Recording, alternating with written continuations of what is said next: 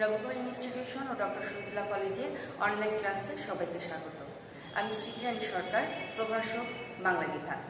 শিক্ষার্থীরা, আজকে আমি তোমাদের একাদশ শ্রেণীর অপরিচিত গল্পটি আলোচনা করব। এটি লিখেছেন রবীন্দ্রনাথ ঠাকুর। তার আগে শিক্ষার্থীরা, তোমরা সকলেই জানো যে নভেম্বরের 28 তারিখ তোমাদের প্রথম সেমিস্টার পরীক্ষা অনুষ্ঠিত হতে যাচ্ছে। অনলাইনে আমরা তোমাদের পাঠ্যসূচি দিয়ে দিয়েছি। তারপরও আজকে আমি বাংলা বিষয়ের পাঠ্যসূচিতে আবার আলোচনা করব। আমরা দেখে নিই। বাংলা প্রথম সেমিস্টার 100 নম্বরের পরীক্ষা হবে। গদ্য দেওয়া আছে দুটি, বাংলার নব্য লেখক দিগের প্রতি এবং অপরিচিতা। পদ্য দুটি, সোনার তরী, 18 বছর বয়স। ব্যাকরণ থেকে একটি প্রশ্ন, আদ্য অধ্বনি উচ্চারণে 5টি নিয়ম লিখো। তোমাদের পরীক্ষা অনুষ্ঠিত হবে 100 নম্বরের 10টি প্রশ্ন থাকবে।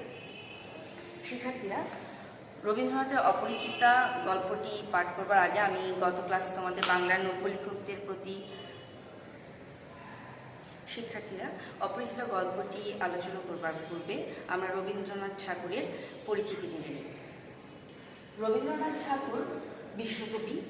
তিনি জন্মগ্রহণ করেন 1861 খ্রিস্টাব্দের 7 মে, 1268 বঙ্গাব্দের 25 বৈশাখ।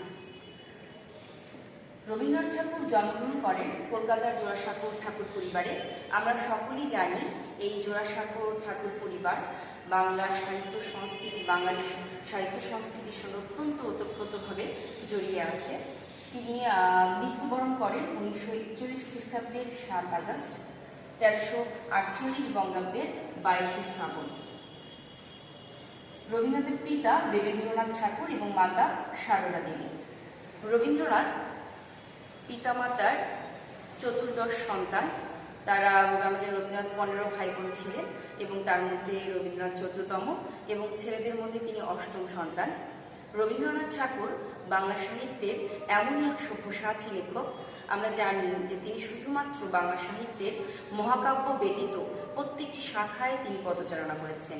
তিনি একাধারে কবি, ঔপন্যাসিক, নাট্যকার, প্রাবন্ধিক, গীতিকার, সুরকার, সাহিত্য সমালোচক, চিত্রকার, অভিনেতা, এরকম অসংখ্য বিশেষণে আসলে রবীন্দ্রনাথ বিশেষায়িত। শুধু রবীন্দ্রনাথ বাংলা সাহিত্যের সব্যসাচী লেখকই নন, আমরা বলি যে মানব মনের প্রত্যেকটি অংশেই রবীন্দ্রনাথের ছোঁয়া ছিল। তিনি নিজেই বলে উঠেছেন, আমি পৃথিবীর কবি, যেথা যার মতো ওঠে ধ্বনি, আমার বাঁশির সুরে সারা তার জাগিব তখন। শিক্ষার্থীরা, তোমরা খেয়াল করবে, আজকে যদি আমরা পহেলা বৈশাখ করতে যাই, আমরা রবীন্দ্রনাথকে উচ্চারণ করি এসো হে বৈশাখ। আমি যদি বর্ষা যাপন করতে চাই, আমি রবীন্দ্রনাথকে স্মরণ করি আজ ঝড়ো ঝড়ো মুখর বাদল দিনে। আমরা যদি নবীনকে বরণ করি, আমরা রবীন্দ্রনাথকে স্মরণ করি ওরে নবীন ওরে আমার কাঁচা। আমি যে পুরাতনকে বলতে চাই, তো সেখানেও রবীন্দ্রনাথ, হেথা হতে যাও পুরাতন। আসলে মানব মনের এমন কোনো জায়গা নেই হয়তো রবীন্দ্রনাথ ছুঁয়ে যাননি। এই রবীন্দ্রনাথ আমরা দেখব যে 8 বছর বয়স থেকেই তিনি লেখালেখি শুরু করেছেন। মাত্র 13 বছর বয়সে তার প্রথম কবিতা হিন্দুবেলার উপহার প্রকাশিত হয়। তার প্রথম কাব্য বনফুল, প্রথম প্রকাশিত কাব্য কবিতাহীন। শিক্ষার্থীরা খেয়াল রাখবে, পরীক্ষায় যদি প্রশ্ন হয় যে রবীন্দ্রনাথের প্রথম কাব্য কি, তবে দাগাতে হবে বনফুল। আর যদি পরীক্ষায় প্রশ্ন হয় প্রথম প্রকাশিত কাব্য কি, কবিতাহীন। অর্থাৎ বনফুল কাব্যটি রবীন্দ্রনাথ আগে লিখলেও প্রথম প্রকাশিত কাব্য তার কবিতাহীন, আগে প্রকাশিত হয়নি বনফুল। তাই প্রথম প্রকাশিত কাব্য কবিতাহীন এবং প্রথম কাব্য বনফুল। আমরা জানি রবীন্দ্রনাথ ঠাকুরকে বাংলা ছোট গল্পের জনক বলা হয়।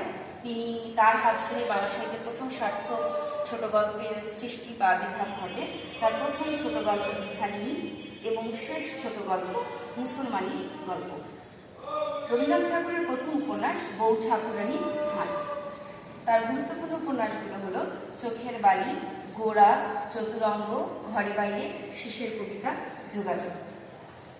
চোখের বালি বাংলা সাহিত্যের অন্যতম একটি মনস্তাত্ত্বিক উপন্যাস এবং আমরা জানি যে গোড়া, চতুরঙ্গ, ঘরে বাইরে এই উপন্যাসগুলোতে তৎকালীন ভারতবর্ষের যে রাজনৈতিক ঘূর্ণাবর্ত সেগুলো উঠে এসেছে। এবং সবচেয়ে অধিক পঠিত যেই উপন্যাস সেটি হচ্ছে শিশের কবিতা। আমরা জানি যে রবীন্দ্রনাথ প্রায় 80 বছর বয়সে গিয়ে এরকম একটি রোমান্টিক উপন্যাস লিখেছেন, কিন্তু এটি পরীক্ষায় যদি আসে যে শীর্ষক কবিতা কী ধরনের রচনা, অনেকেই কাব্য দাগিয়ে দিয়ে আসে, কিন্তু শিক্ষার্থীরা খেয়াল রাখবে এটি হচ্ছে উপন্যাস। শীর্ষক কবিতা রবীন্দ্রনাথের উপন্যাস। গুরুত্বপূর্ণ নাটক: রাজা, অচলায়তন, জাগঘর, মুক্তধারা, রক্তকরণ। গুরুত্বপূর্ণ কাব্য: বলাকা, সোনার তরী, চিত্রা, মানসী, শেষ প্রশ্ন প্রভৃতি। শিক্ষার্থীরা, আমরা রবীন্দ্রনাথের সংক্ষিপ্তভাবে তার গল্পকারের পরিচিতি জেনে নিলাম। আমরা এখন অপরিচিত গল্পটির শব্দার্থ টিকা দেখে নেব। মাকাল ফল, অর্থাৎ যে ফল দেখতে সুন্দর কিন্তু খাওয়ার অনুপযোগী। অর্থাৎ মাকাল ফল বাহিরে এতটাই লাল বা সুন্দর রঙের, কিন্তু ভেতরে অত্যন্ত দুর্গন্ধযুক্ত। শিক্ষার্থীরা, অন্নপূর্ণা শব্দটির অর্থ দেবী দুর্গা, যিনি অন্নে পরিপূর্ণ। গজানন দেবতা গণেশকে বোঝানো হয়েছে, যিনি দেবী দুর্গার পুত্র। প্রজাপতি দেবতা ব্রহ্মাকে বোঝানো হয়েছে, যিনি জীবের স্রষ্টা এবং তাকে বিয়ের দেবতাও বলা হয়। রওশন চৌকি অর্থ সানাই, ঢাক, ঢোল, কাশি। এই তিনটি, সানাই, ঢোল এবং কাশি, এই তিনটি বাদ্যযন্ত্র একসঙ্গে বাজলে যে সুরের সৃষ্টি হয়, মানে ঐক্যতান, যে সমস্বর সৃষ্টি হয়, সেটাকে বলা হয় রওশন চৌকি। মঞ্জুরি শব্দটি অর্থ মুকুল, অর্থাৎ ফুলের মুকুল। প্রদ্যোষ শব্দটি অর্থ সন্ধ্যা। শ্যাকরা শব্দটি অর্থ স্বর্ণকার, অর্থাৎ যিনি সোনা বানান। ফল্গু এটি ভারতের গয়া অঞ্চলের একটি নদী, অন্তঃসলিলা নদী। অন্ত আমরা জানি ভেতর বা মধ্য, সলিল হচ্ছে জল বা পানি। তো ফল্গু এই নদীটির বিশেষত্ব হচ্ছে যে এই নদীটির বাহিরে হচ্ছে বালি দ্বারা পরিপূর্ণ, কিন্তু ভেতরটি হচ্ছে একদম জল দ্বারা পরিপূর্ণ। বাহিরে এই জন্য এই নামটি হচ্ছে ফল্গু। স্বয়ংবরা অর্থাৎ যে মেয়ে বা নারী নিজেই তার স্বামী নির্বাচন করে, তাকে বলা হয় স্বয়ংবরা। আমরা জানি যে মহাভারতে দ্রৌপদীর কথা বলা হয়, তিনি প্রথম স্বয়ংবরাভাবে তিনি তার স্বামীকে নির্বাচন করেন। কানপুর ভারতের একটি শহর। আমরা শিক্ষার্থীরা আমরা এতক্ষণ গুরুত্বপূর্ণ শব্দার্থ টিকাগুলো দেখে নিলাম। আমরা এখন অপরিচিত গল্পটির মূল বক্তব্য আলোচনা করব। অপরিচিতা এটি একটি পদের দিক থেকে আমরা বলবো একটি বিশেষণ পদ। এই অপরিচিতা বিশেষণটির পেছনে যে ব্যক্তিত্বশালী নারী এবং এই গল্পের নায়িকা আছেন, তিনি হচ্ছেন কল্যাণী, এবং এই গল্পের নায়ক অনুপম।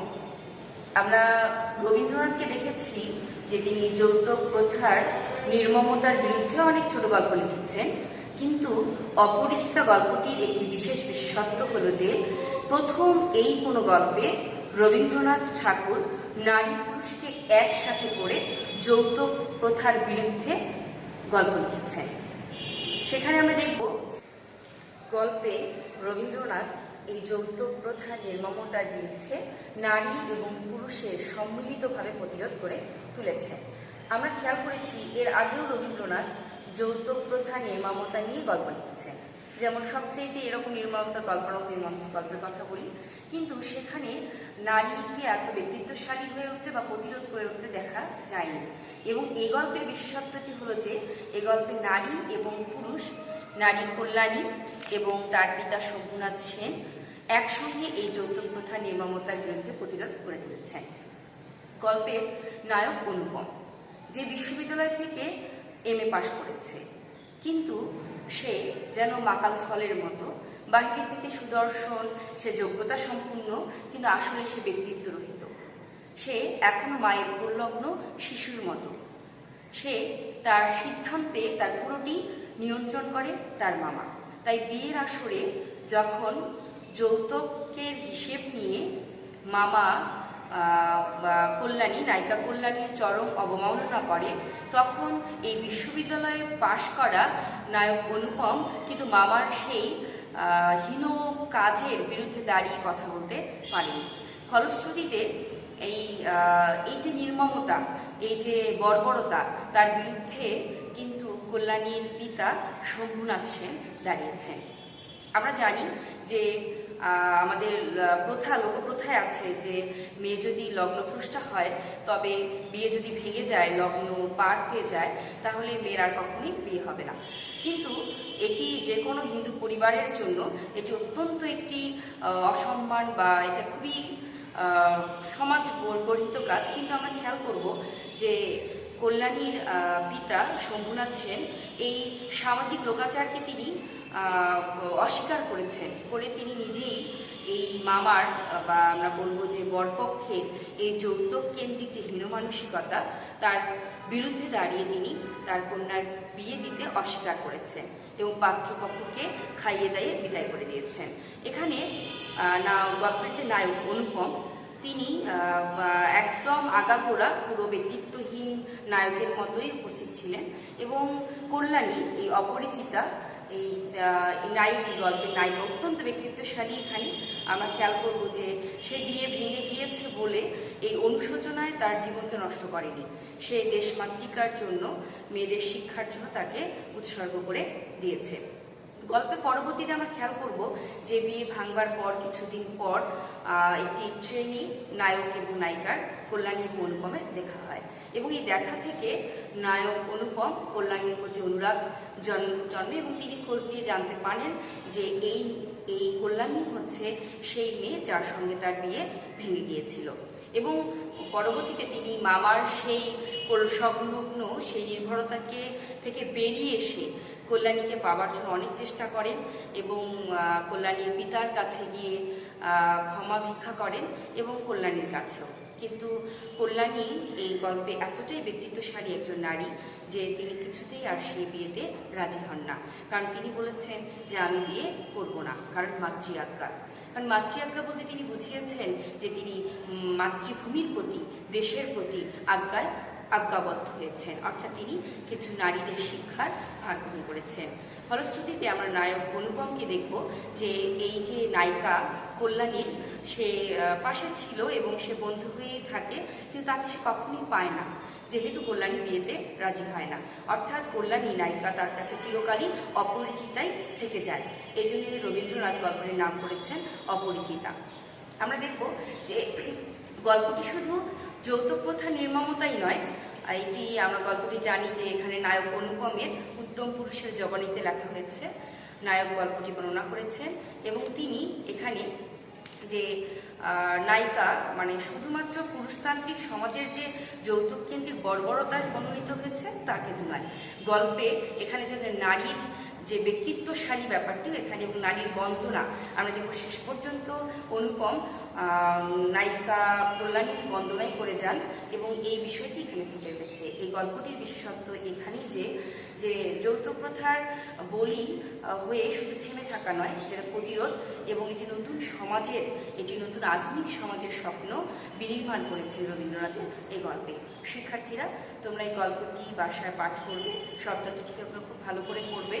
আগামী ক্লাসে আমি গল্পের কাহিনীকে আবারও ভালো করে আলোচনা করব, এবং গল্পের গুরুত্বপূর্ণ লাইন ব্যাখ্যা করব। শিক্ষার্থীরা, যেহেতু তোমাদের পরীক্ষা 28 তারিখে, সে অনুযায়ী তোমরা অনলাইন ক্লাসগুলো খেয়াল রাখো এবং প্রস্তুতি নিতে থাকো। সবাইকে আবার ধন্যবাদ।